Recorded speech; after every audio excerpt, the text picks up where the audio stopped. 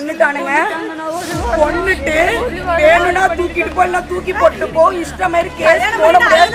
அந்த டிஎஸ்பி கோபாலகிருஷ்ணன் சொல்றாரு. கசந்த காதல் திருமணம், புது பெண்ணுக்கு நேர்ந்த கதி. காதல் கணவன் டார்ச்சர். ஈரோடு மாவட்டத்தில் காதல் திருமணம் செய்த இளம்பெண் 2 மாதத்தில் தூக்கிட்டு தற்கொலை செய்து கொண்டதை அடுத்து அப்பெண்ணின் உறவினர்கள் தற்கொலைக்கு காரணமானவர்கள் மீது நடவடிக்கை எடுக்க கோரி மாவட்ட எஸ்பி அலுவலகத்தை முற்றுகையிட்டதால் பரபரப்பு ஏற்பட்டது. கணபதிபாளையம் பகுதியைச் சேர்ந்த மீனா என்ற இளம்பெண் பெற்றோரின் சம்மதத்துடன் மன்னத்தம்பாளையம் பகுதியைச் சேர்ந்த யுவராஜ் என்பவரை கடந்த பிப்ரவரி மாதம் காதல் திருமணம் செய்து கொண்டார். யுவராஜ் சென்னையில் உள்ள தனியார் நிறுவனத்தில் பணியாற்றி வந்த நிலையில் இருவருக்கும் வாக்குவாதம் ஏற்பட்டதாக தெரிகிறது. இதில் மனமுடைந்த மீனா வீட்டில் தூக்கிட்டு தற்கொலை செய்து கொண்டதாக கூறப்படுகிறது.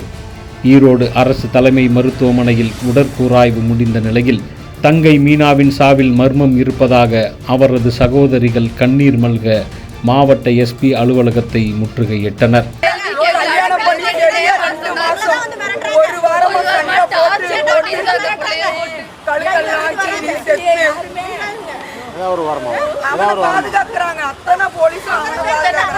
இதனிடையே இருவரும் வெவ்வேறு சமூகத்தைச் சேர்ந்தவர்கள் என்பதால் தனது தங்கை மீனா யுவராஜ் வீட்டில் பல்வேறு இன்னல்களுக்கு ஆளானதாகவும் கடந்த 1 வாரம் அவரை யுவராஜ் டார்ச்சர் செய்திருப்பதாகவும் அவரது சகோதரி மோகனப்பிரியா குற்றம் சாட்டியிருக்கிறார்.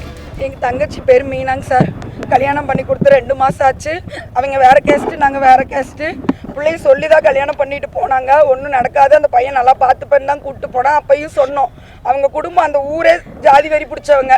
வேணாண்டா, என் பிள்ளைக்கு ஏதோ நாடு இல்லை, நான் லவ் பண்ணுறேன் பார்த்துக்கிறேன்னா 1 வாரமாக புள்ள கூட சண்டை போட்டு புள்ள நேற்று தூக்கு மாட்டி சத்துருச்சுன்னு கூட சொல்லலை, தூக்கு மாட்டிருச்சு வாங்கன்னாங்க. எல்லாரும் அங்கே இதுக்கு போனோம், சின்னிமலைச்சு. அது ஒரு டாக்டர் இருக்காங்க கணபதிபாளையத்தில், கிளினிக், கணபதி கிளினிக்கு. அங்கேருந்து பிள்ளை இல்லைன்னு சொல்லி இங்கே அனுப்பிட்டாங்க. ஒருத்தர் வரலைங்க சார். அவனை சுற்றி அத்தனை கட்சிக்கார் வந்துட்டாங்க, 2 அட்வொகேட் வந்துட்டாங்க. அவன் பிள்ளைய கொன்று தான் கூட்டிகிட்டே வந்திருக்கான். என்ன பண்ணான்னு நாங்கள் நியாயம் கேட்டதுக்கு டிஎஸ்பி கோபாலகிருஷ்ணன் சார் பெருந்துறை அவர் சொல்கிறாரு, உன் பிள்ளைய வேணா எடுத்துகிட்டு போ, இல்லைன்னா தூக்கி போட்டு போ, உன் இஷ்டத்துக்குலாம் என்னால் கேஸ் ஃபைல் பண்ண. நான் காரணம் தான் கேட்டேன், என் தங்கச்சி ஏன் செத்தா காரணம் சொல்லுங்கள். அப்படி எகிரிட்டு வர்றாரு, பொண்ணுன்னு கூட பார்க்காம. நாங்கள் மீடியா கூப்பிட்றேன்னு சொன்னோன்னே வண்டியெல்லாம் எடுத்துகிட்டு போயிட்டாங்க. இப்போ நாங்கள் நியாயம் கேட்டு போகிறோன்னு எங்கே வேணால் போய் என்ன வேணால் பண்ணிக்கன்ட்டாங்க. அவனை பாதுகாத்தே தான் வச்சுருக்காங்க. அவ இருக்கிறது என்னை விட இவ்வளோதாங்க சார் இருக்கா. ஆனால் அது ஹேங்கிங் பார்த்தீங்கன்னா அங்கே இருக்குது, ஸ்டூல் இல்லை அந்த ரூமில். ஆனால் ஹேங்கிங் பண்ணியிருக்கேன், இந்த ஷாலில் ஹேங் பண்ணியிருக்காங்க. இதே தான் நாங்கள் எல்லாருமே ஒரே மாதிரி வாங்கினோம். இவ்வளோ ஷால் இருக்குங்க சார். எப்படி இந்த ஷாலில் தூக்கு போட முடியுமா சொல்லுங்க. கேட்டா அந்த பிள்ளை ஏதோ ஒன்று பண்ணிக்கிச்சு, எங்களுக்கு தெரியாது. ஒருத்தர் வந்து உன் பிள்ளை என்ன பண்ணுச்சு, எப்படிமா உன் பிள்ளை போச்சுன்னு ஒருத்தர் கேட்கலைங்க சார். ஆதரவா ஒரு போலீஸ்கார் பேசல. நாங்கள் வாயை திறந்தா யாருங்க சார் கணவர், அவர் வந்து மன்னாதமலையத்தில் இருக்காருங்க சார். எத்தனிக் ஹெல்த் கேரில் சென்னையில் மேனேஜராக இருக்காரு. இந்த மாதத்துலேயே அதாவது போன மாதமும் 10 நாள் தான் போயிருக்கான். ஏதோ பிரச்சனை நடந்திருக்கு. இந்த மாதமும் 10 நாள் தான் போயிருக்கான். 10 நாள் தான் போயிருக்கான். மொத்தம் 20 நாள் இங்கேயே தான் இருந்திருக்கான். ஊருக்கு போடான்னு சொல்லிட்டு இருந்தா என்ன சண்டை ஒன்றுமே தெரில. அவன் கல்யாணம் பண்ணுறதுக்கு முன்னாடியே பிள்ளைய பிளாக்மெயில் பண்ணியிருக்கான். புள்ள லவ் பண்ணிட்டு எங்கள் அம்மா வேணான்னு சொல்லிட்டாங்க. இல்லை நான் அமைதியாக இருக்கேன். அவன் வேற ஒரு பொண்ணை லவ் பண்ணிட்டானாமா, வேணான்னு சொல்லிட்டா. திருப்பி வந்து நீ கல்யாணம் பண்ணிக்கலன்னா நான் செத்துருவேன் இருக்கா. பாப்பா இதை கல்யாணம் ஆகி 10 நாள்ல தான் சொல்றா. சரி விடு, அதான் கல்யாணம் ஆயிடுச்சு. அவன் தான் எங்க பாப்பா ஏதோ பண்ணிட்டான், எங்க தங்கச்சி ஏதோ பண்ணிட்டான். சரி அவன் எதுவும் சொல்லலைன்னா கூட சரி, அவன் பண்ணலன்னு கூட இருக்கட்டும். ஆனா என்ன நடந்ததுன்னு எங்களுக்கு தெரியணும். அதை கூட எங்களுக்கு சொல்ல மாட்டேங்கிறாங்க.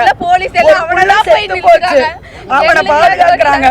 நாங்க யாருமே ஒண்ணுமே பண்ணல. ஆனா அவனை சத்தியமா இந்த விவகாரத்தில் யுவராஜை காப்பாற்ற போலீஸ் முயற்சிப்பதாகவும் அவரை பாதுகாப்பதாகவும் குற்றம் சாட்டிய மீனாவின் இன்னொரு சகோதரியான நர்மதா தூக்கிட்டு தற்கொலை செய்து கொள்ளும் அளவிற்கு மீனாவிற்கு என்ன கொடுமை நேர்ந்தது என்பதை போலீசார் கண்டறிய வேண்டும் என்று வலியுறுத்தியுள்ளார்.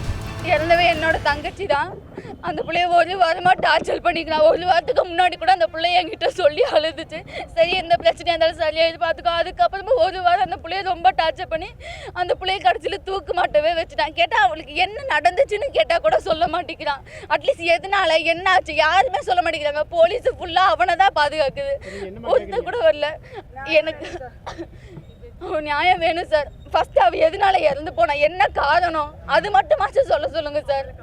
அவன் மேல கம்ப்ளைண்ட் போட சொல்லுங்க, எஃப்ஐஆர் ஃபைல் பண்ணி. இன்னும் அந்த பையனை ஸ்டேஷன்ல கூட வைக்கல சார். அவனை பாதுகாத்து வச்சிருக்காங்க, காசு கொடுத்து எல்லாம் இது பண்ணிட்டாங்க சார்.